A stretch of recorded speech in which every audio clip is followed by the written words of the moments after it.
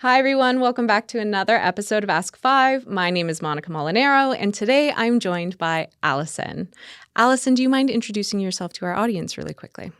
Hi, I'm Allison Chrestensen. I'm a PhD candidate in the Institute of Health Sciences Education. Awesome. Thank you so much for joining me. And so today I was wondering if you could introduce the question that our 5 were asked for this episode. Yes, the question is, how do you find work-life balance?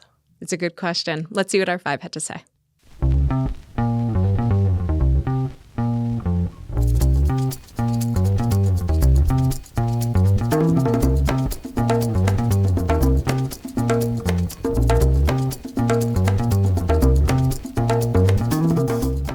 Beth Cummings. I'm an associate member of the Institute of Health Sciences Education and an associate professor in general internal medicine in the Department of Medicine.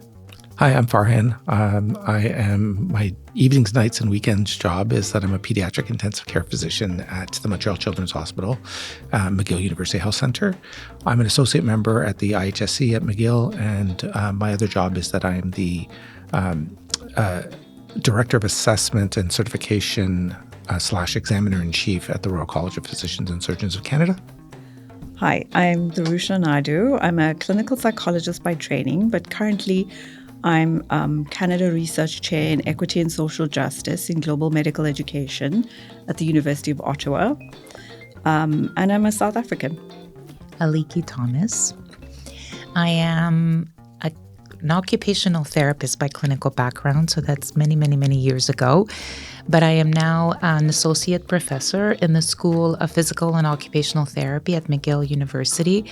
I also hold an appointment at the Institute of Health Sciences Education in the same faculty of Medicine and Health Sciences at McGill. And I am also a researcher at the Center for Interdisciplinary Research in Rehabilitation, so one of the largest rehab research centers in the country. I think that's who I am. So today I'm joined by Miriam Wagner.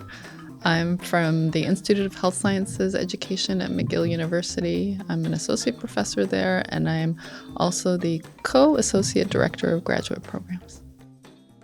How do you find work-life balance? That assumes that I have work-life balance. Mm-hmm.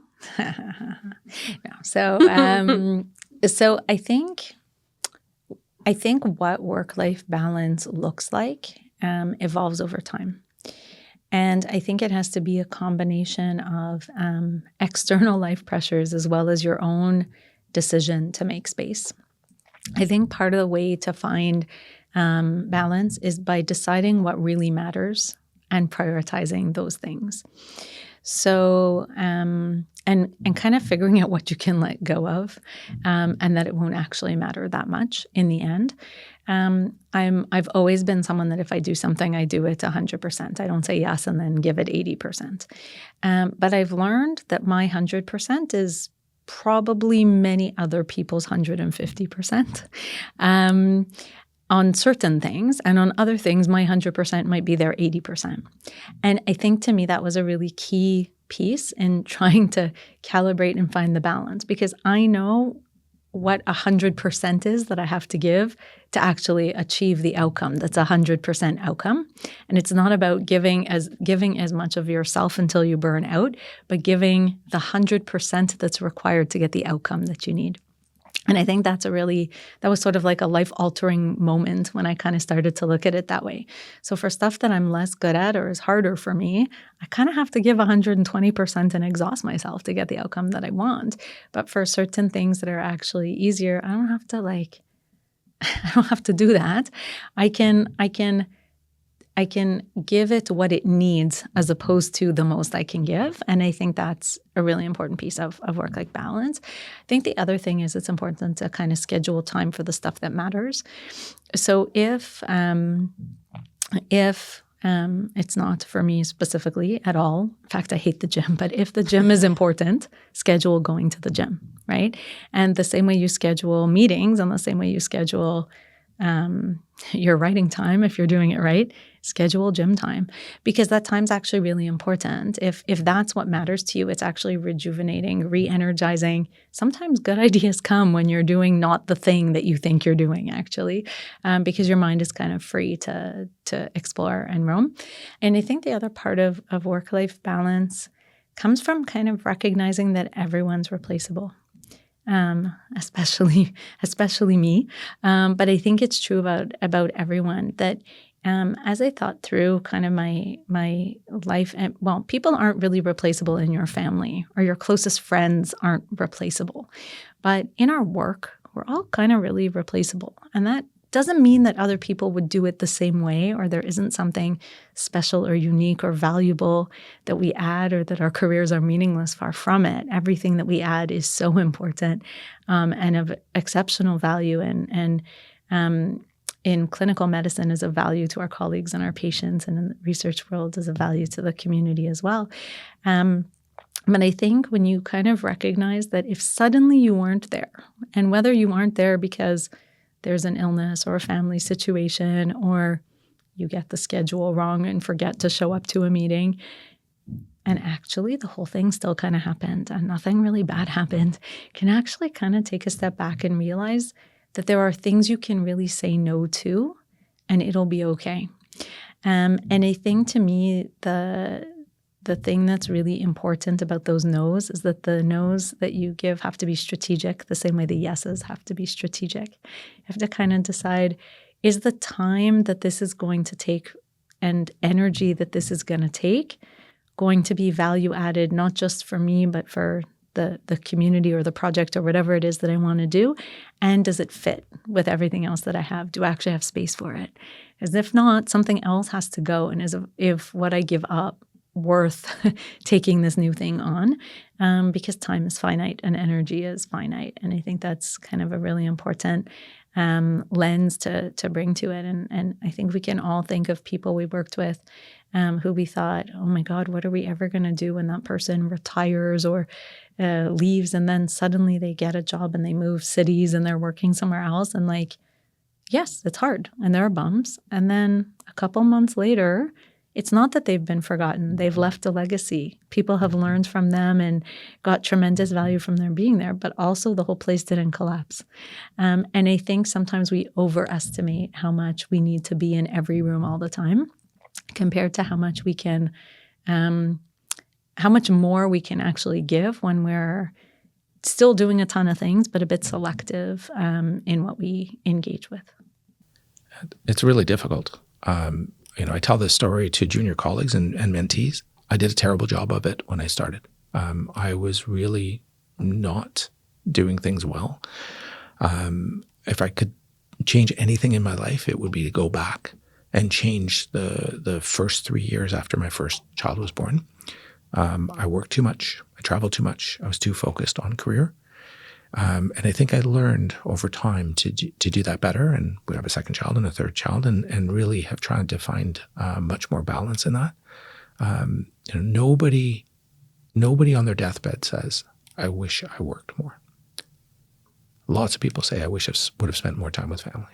And I was fortunate to have some senior mentors who had, were getting on and in age and were starting to look back at their careers and brought that up to me and said, you're doing really well academically. You're doing really well clinically.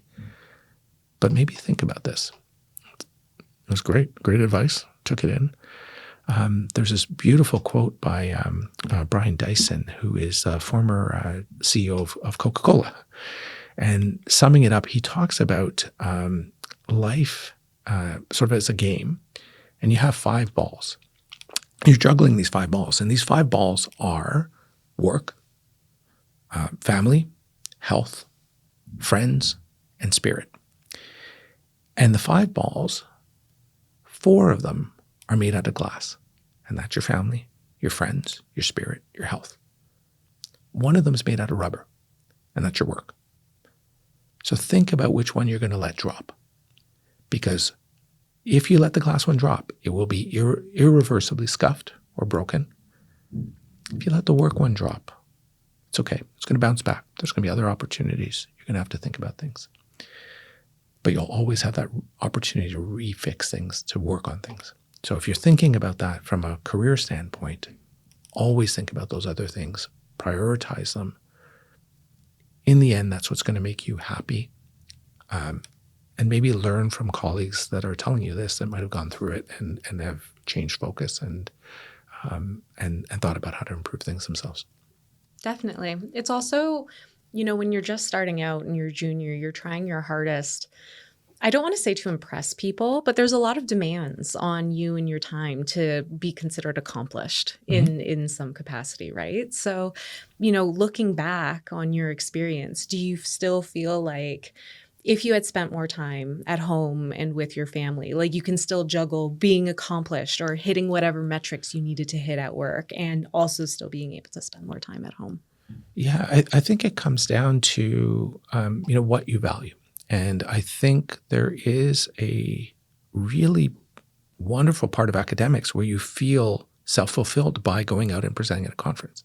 When you get invited to give a conference presentation, a keynote, you're jacked about that. And you get to travel to these great places and deliver a talk that people want to listen to. And I think it's a great experience.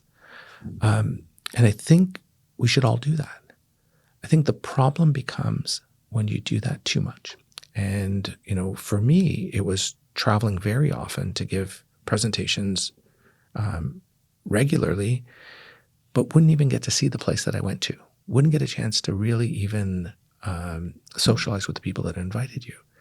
And I think those were lost opportunities. And so for me, what's made me happier to say, I will go less often, but I'll try to spend a little bit more time as I'm going.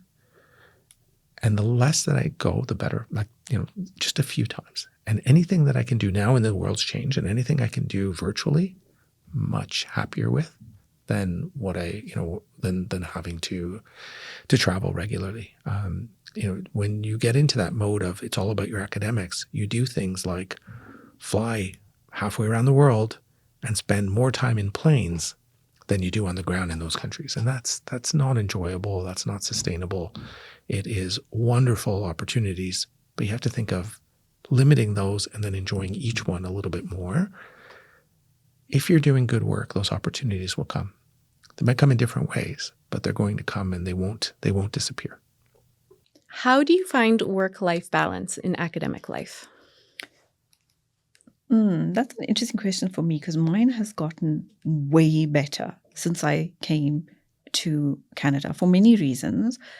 When I worked in South Africa, I worked as a clinician. I headed up a clinical department and I was supervising many students. It was a very, very busy public hospital in South Africa, tons of people, different languages, very serious illness. And I had both my kids who were at school and I had my teaching job, my clinical teaching job, and my research job. So the way I managed work-life balance then was routine. I made sure that I had a specific routine around work, around spare time, and I was selfish about making time for myself, even if it meant waking up really early to go for a run or making sure that I blocked some time off on a Saturday or Sunday afternoon to go and have coffee or walk on the beach with a very stimulating friend, and then hobbies that I could crochet. So I made sure that my routine was very structured. So I got quite a bit of work done, but it's really hard. And I have to say, this is the thing that I have the most empathy for, and I'm going to try and do some work around it, is being a working mom. Being a woman and being a working mother is really extremely difficult. And I try to block it out of my mind to think how difficult it was. But when I sit on calls, on Zoom calls, and I see some colleague with a baby or a feeding bottle or trying to appease a toddler, I feel that. So balancing that meant routine for me, very strict routine.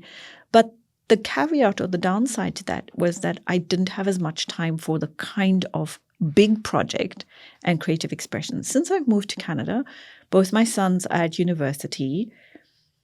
I'm very, very lucky to have got this Canada Research Chair, which gives me time and funding. It is the most phenomenal thing because although we get those in South Africa, they're not as many and not as available for all types of research. My research is quite different to what Canada's usually supported, like a South researcher. So it's a very big privilege. So I went from having to manage my routine very strictly around work-life balance to having more time to think, which is a huge luxury. So if you don't have the luxury of time, you have to be very strict and very, I would say, even harsh with yourself, which is really not good. But to acknowledge that creativity is very difficult and big projects are very difficult when you have that work-life balance. I'm just reflecting on my own experience.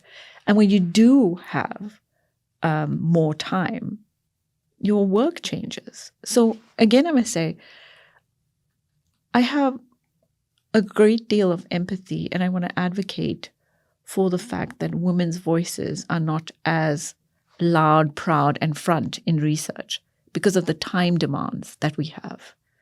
And it's really unfair.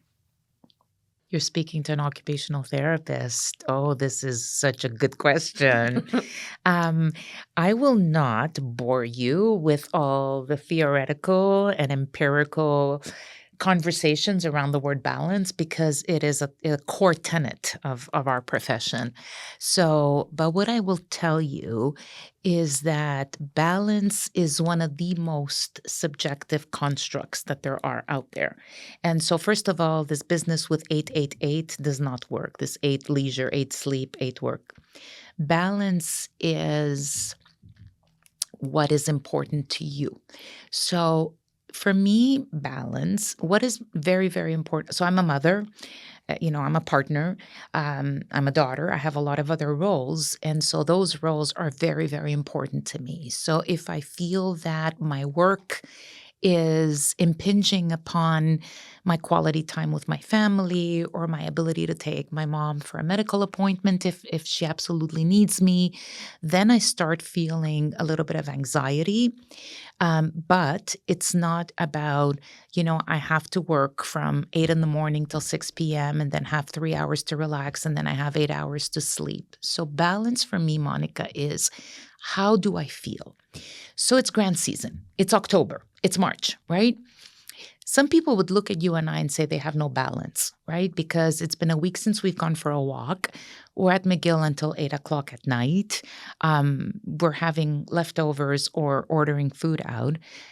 But if you are happy and satisfied that you're submitting your work, because there's some pressures for you in your case, to get tenure, then I think that if you were to force yourself to go to the gym for that 1 week, if you were forcing yourself to have a home-cooked meal every day, if you felt somehow compelled, unless there's very serious reason, to go visit a loved one every single day or 3 days during that week, to me, that creates an artificial imbalance that is not healthy. And I tell you that not just as a researcher, but as an occupational therapist. That's why I say that balance is very, very different.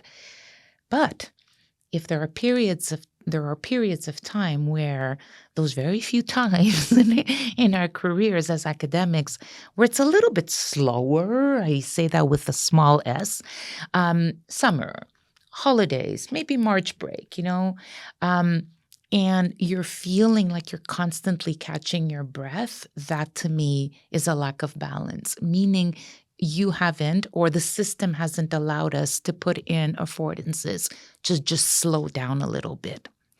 So there's that, right? There's everything around the concept of balance. And like I said, I won't bore you with all the theoretical issues around it. But for me, I'm glad we're talking because I am, an associate professor. I've been at this for 15 years. I now have made difficult but important decisions, and they are about balance. So I will not answer emails after 6 o'clock. I will not work on weekends. I will not as much as I adore my colleagues, get on a project 3 days before a grant is due, right? I have just made decisions like that because for what they evoke, the reward isn't big enough. And so they evoke a lot of stress. I say this with the utmost humility. Please, take this with humility with a capital H. I don't need to have another grant. I don't need another paper. I want to do good work and not at the expense of my health and not at the expense of my family, right? And not at the expense of the fact that, you have kids who are teenagers, they're graduating, it's prom, right? There's all these life events that happen that I think is really, really important. So the reason why I love having this conversation with you today is because I hope that people like me give more junior colleagues permission to do that. It's gotten out of control. It's gotten out of control. You need to meet some criteria. We need to meet some benchmarks to get tenure, and we need to meet some benchmarks to do good work, and to be liberated. And you have a salary award, and we're so proud of you, and that gives you more time to do research. Same thing with me. Now I have a chair.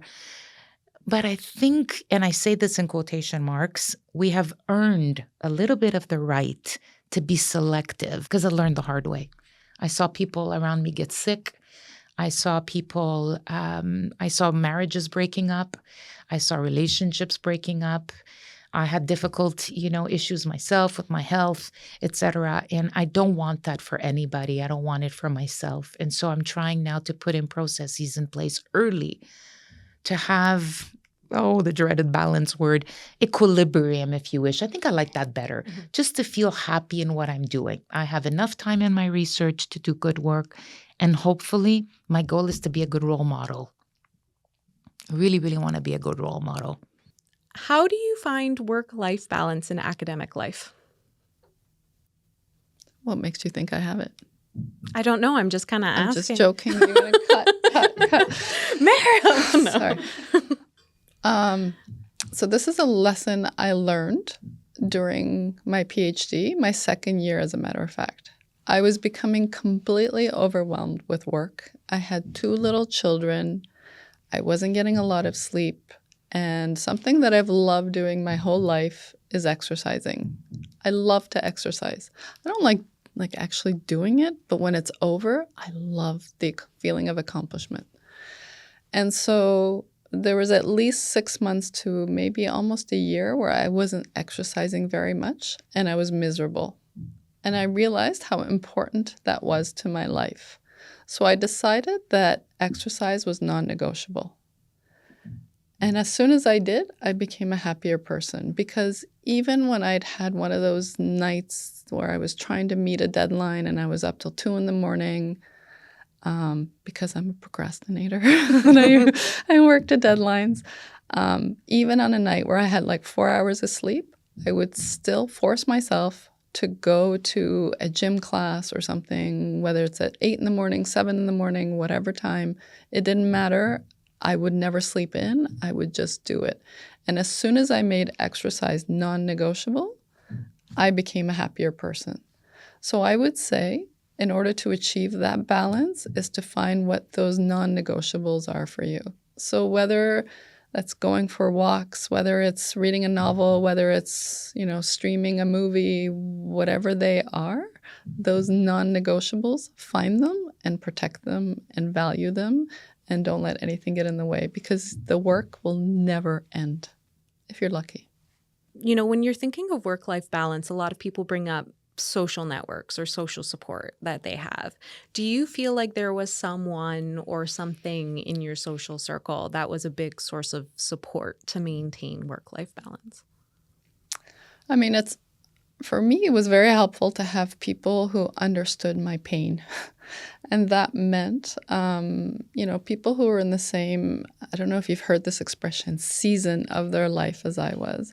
So I was really, really fortunate when I started my doctoral studies on my very first day, I met someone in the lab who was sitting next to me, who had 2 young kids, who was 1 year younger than me, and we were in the exact same stage of our lives, the same season of our lives. And just we're still friends. We still text and see each other and have fun and so on. And just having that one person who completely got it when I said, I'm exhausted, or I'm this, or I'm that, or this person's getting on my nerves, or, I can't write another word today, whatever it was really, really helpful for me. But we're all different. We all need different things. We're all snowflakes. So I don't think that there's, one answer to your question. I think everybody needs different things, and that's okay. It's just recognizing what you need and making sure that you have it. So, Allison, what'd you think? I suppose it sounds obvious, but it occurs to me that time is a really limited resource, right? And for many of us in academia, we have jobs that we love. Even those of us who are training to be PhDs, we're doing work that we love. And so it's about picking between lots of things that we love. We love our families, we love our friends, we love our work. And at any given time, some of those can replenish us and they can also deplete us.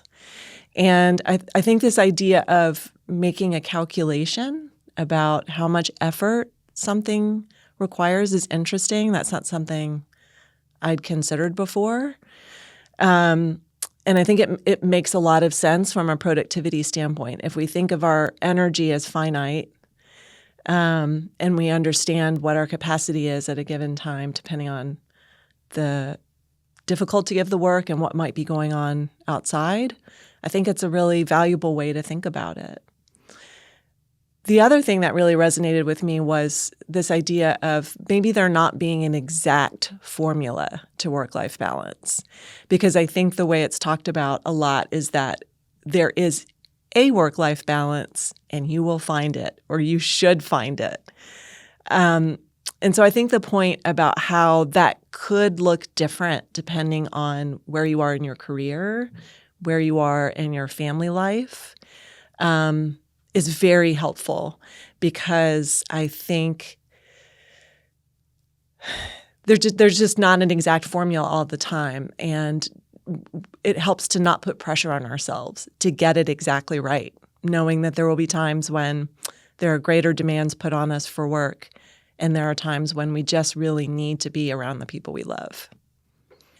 I think one of the things that I struggle with in my own professional and academic life is, what does work look like? And I have often taken a very traditional view of that. So if I'm not sitting at my computer or sitting at a desk, and maybe in some cases working with a patient, maybe I'm not doing work. And the way that my thinking has evolved is I could be gardening, and that's opening space for me to think about my work in a different way. And so perhaps that is a different way of working.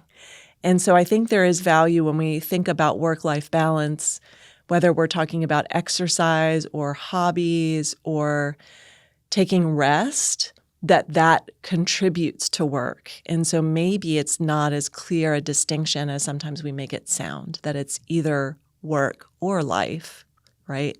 But thinking about how all those things come together. I think that's a really great insight, and it sounds similar to advice I had gotten throughout my PhD, which was make sure you're moving your body or engaging in hobbies that are regular to you, because that's the reason why people have shower epiphanies, because you're engaging your body or engaging in a habit that you're so used to and is considered maybe a form of rest or a form of relaxation. And that's the moment where your thoughts have time to settle, or when some of your best thinking comes to you in some way. Absolutely agree. Yeah.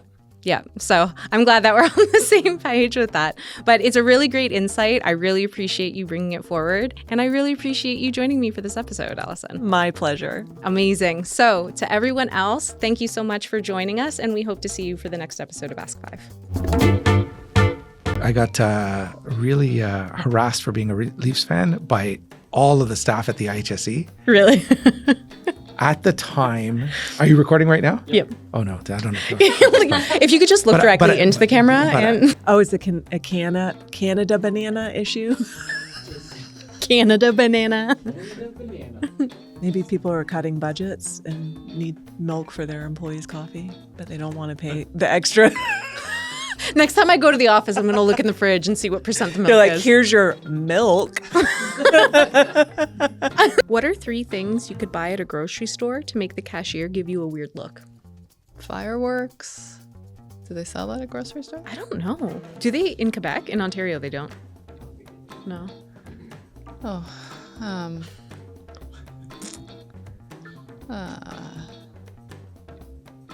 you're just trying to make me talk, I know. And their donuts are trash, but they're good. The donuts are good. They're like they're good. But do you know why? That's Yes, because they are. They're the best of the bad donuts. Mouse, that was Do mouses like creep you out? Or mice, I should say mouses. mice. Mouses. Boom. One take wonder right here. Well, this is not my first rodeo.